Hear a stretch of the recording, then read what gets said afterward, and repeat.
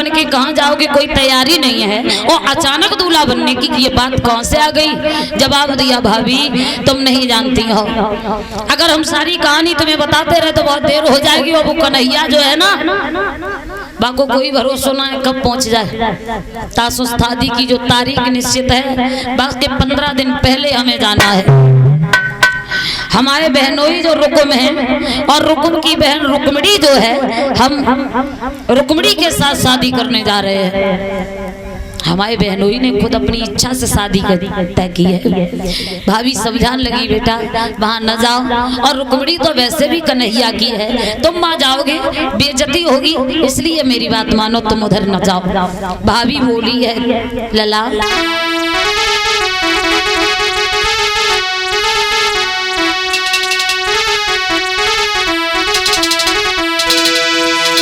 अरे दीवारा सिखमा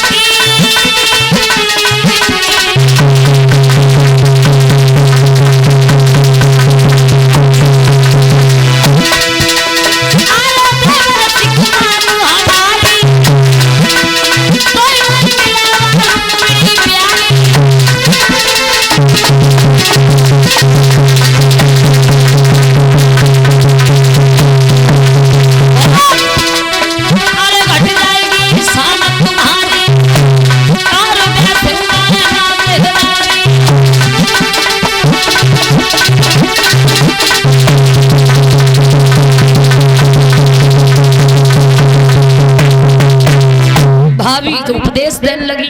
अरे बहन की नंद तो देवी होती है, देवी रुकुम के साले सुषपाल ने कही है, भाभी अगर इस तरह से देवी देखी जाए तो शादी होनी बंद हो जाएगी, हमें ये उपदेश मन दो, हमें दूल्हा बनाओ। भाभी लगी नहीं मान रहे हो तो ले दूल्हा बनाए दे रहे। मोहल्ला से लड़कियां बुलाई, उन सबसे ये कहा कि तुम पत को गीत गाओ, और भाभी दूल्हा बनाने जब लगी है, बहु ऐसो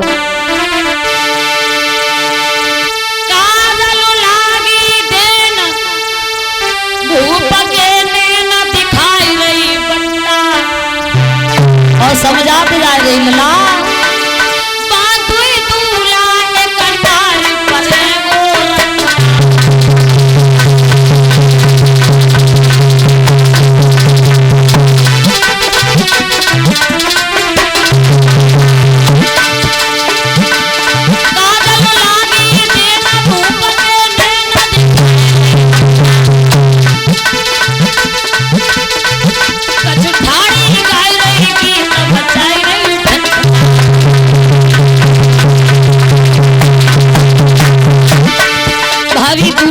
जा रही और समझाती जा रही, लला बेचकार में जाओगी। कोने में से बिल्ली रोने लगी, भाभी कर लगी, यार ये भागनी तो अभी रोनो तो वैसे मुझे मानना रहो, और तू भी अभी रोने करके असगुन कर रही है, हुआ ऐसा?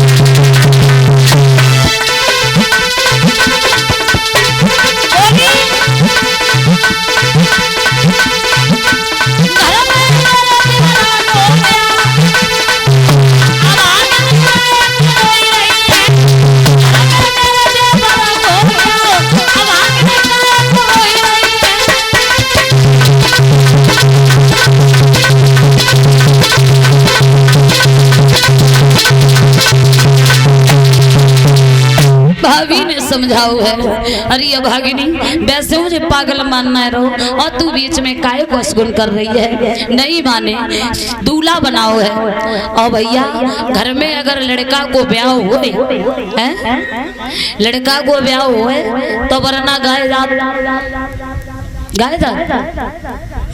शिषपाल के आंगन में भाभी दूल्हा बना जा रही, लड़कियां गीत गा जा रही। कैसे कैसे गीत गाती हैं मालूम? बड़ी बूढ़ी जो होती उन्हें बड़ी चिंता होती, दिलुआ कितना सुंदर लग रहा हो जाए, नजर ना लग जाए है? हाँ तो बड़ी बूढ़ी जो रहे वे गीत गान लगी हैं। अरे द्वारे की बैठक छोड़ा प्यारे परना,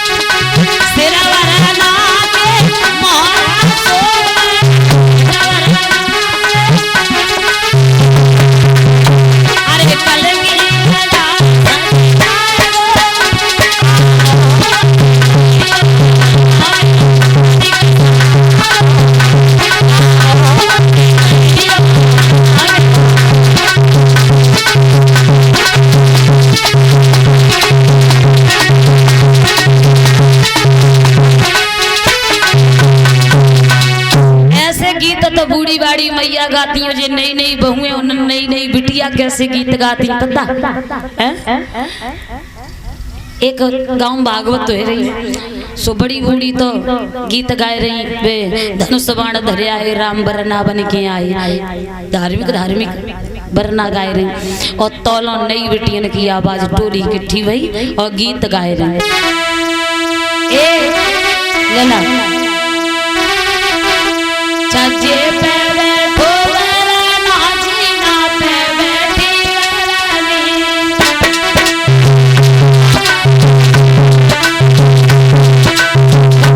सुना फिर हम गए ना सीखना पे होवे कुछ ना गप्पा सुन सुन बिटिया बोली चाचे पे बैठो बरना जीना पे बैठी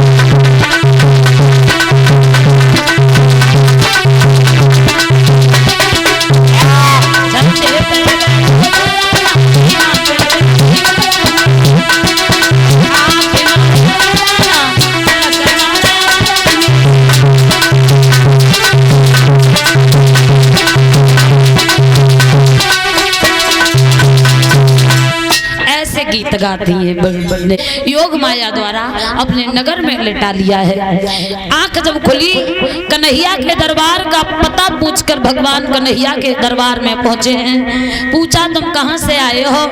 तो ब्राह्मण ने कही है गिरधारी,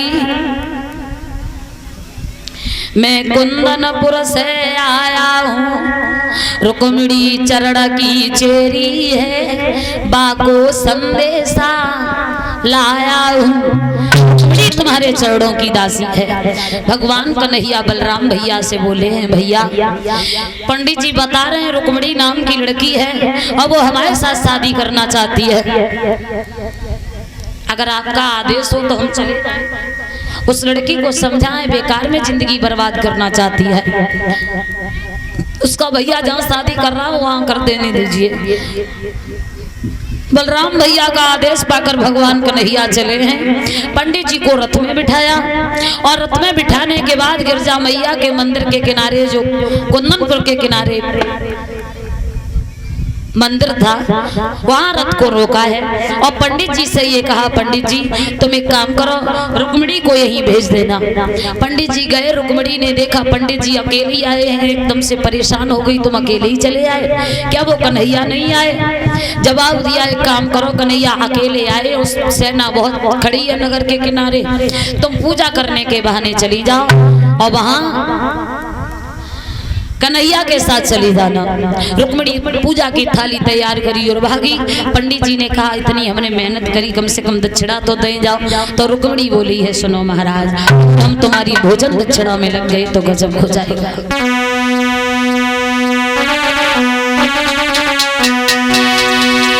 जो भोजन तुम्हें कराए तो ब्राह्मण तेरा घर ही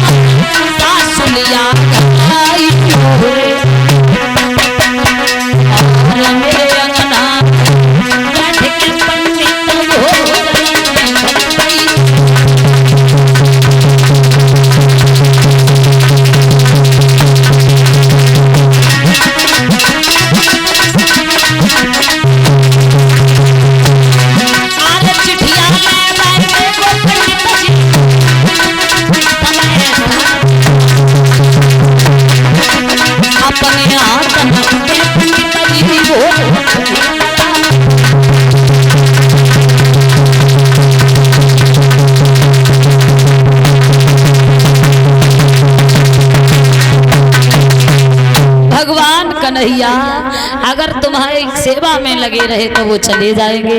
पंडित जी जब हमारी शादी हो जाए तो तुम हमारी ससुराल में हम तुम्हें भोजन दक्षिणा देके विदा करेंगे। रुक्मिणी चली, रुक्म ने देख लिया अकेली जा रही है, दो चार लड़कियों को और साथ कर दिया, इसकी परसों शादी है और ये अकेली जा रही है। रुक्मिणी के साथ दो चार लड़कियां और कर दी और जब भगवान कन्हैया यानी मंदिर के किनारे खड़े हैं, इधर से रुक्मिणी गई, भगवान कन्हैया यही नहीं पहचान पाए इनमें से रुक्मिणी कौन सी है। भगवान श्याम सुंदर ने और इधर रुक्मिणी ने भी ये नहीं जाना कि कौन से कन्हैया शायद शायद हमें पहचान नहीं पाए हैं। शादी जब होती है हाथ में जो कंकन बंधता है, रुक्मिणी उठा के बात करी तो कन्हैया समझ गए यही रुक्मिणी है। आगे बड़ी लड़कियों ने पूछा है कहाँ रहते हो, क्या नाम है तुम्हारा? कन्हैया ने कहा हमारा नाम कृष्ण है और रहना मेरा हर जगह निवास है। एक लड़की कहने लगी तुम्हारे हाथ में क्या है? बोले हाथ में बंसी है। क्या होता है इसका? बोले बजाई जाती है। अच्छा जब वही बंसी है बाकी बहुत तारीफ सुनी हमने, ऐसो करो कन्हैया ने एक बजाए के दिखाए थे। कन्हैया कहने लगे तुम बड़ी चालाक है, अगर हमने बजाई बसुरिया इतनी सेना खड़ी चुप्पा से आए हैं सो मार के तोड़ देगी बसुरिया, हम बिल्कुल नहीं बजाएंगे। एक कान लगी तो ऐसो करो बजाओ ना तो दिखाइए दो। अब दिखाएं तो किने किने दिखाएं, तुम सब बहुत दो एक जन को दें तो एक नाराज हो जाए। जब आप तो तुम काऊ ना दो रुक्मिणी को आगे बढ़ाओ तुम जाए दिखाई दो। खास सहेली रहे कन्हैया ने बंसी आगे बढ़ाई, चलिया तो घूर के रहे, बंसी ने पकड़ाई, हाथ में हाथ पकड़ो रथ में लेके चल गए। रुक्मिणी की एक सहेली थोड़ी मोटे दिमाग की रहे, सब तो बड़ी खुश हुई कम से कम सारे के संग ब्याह होने से तो बची है। और एक जो रहे चिल्लाए के कान लगी मैया आज गजब चिल्लाए के बोली अरे मैया रे मैया बाकी पकड़ी कलैया। आज जब पूजा करने गए तो रुक्मिणी के संग हादसा हो मैया मैया रे मैया बाकी पकड़ी कलैया और ले गए रथ पर बिठाए मात मेरी बात बिगड़ गई वेने करिया संग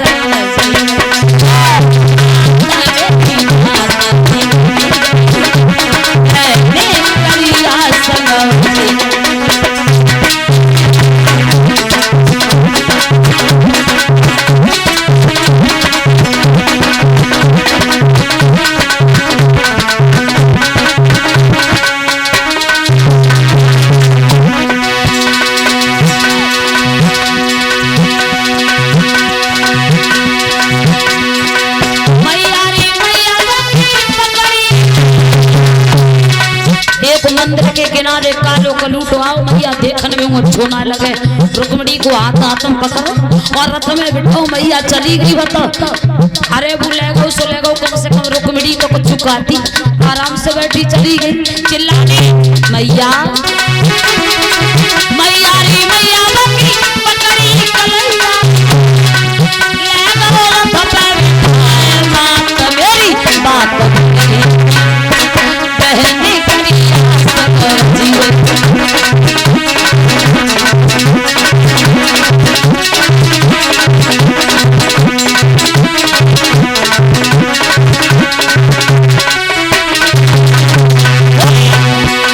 मंदिर में आज पूजा करने गए मंदिर में मची गई खलबलिया रुक्मिणी को ले गो सावरिया।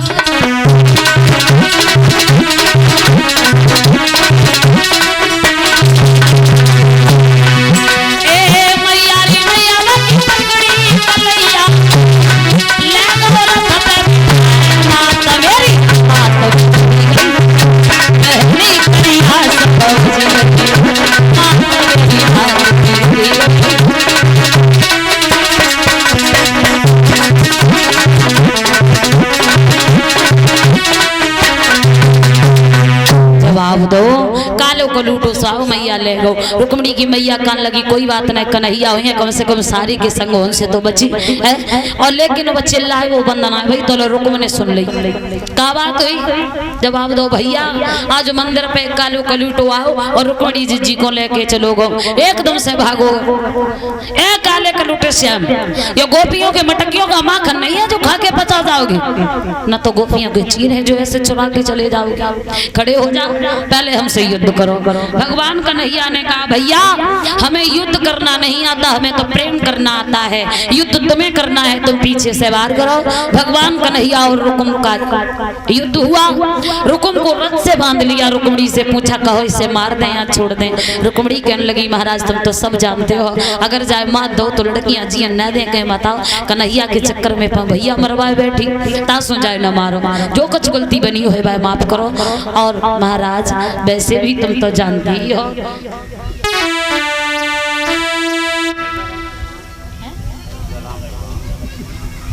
एक से 500 रुपया हृदय राम प्रधान नंगला ताल के रहने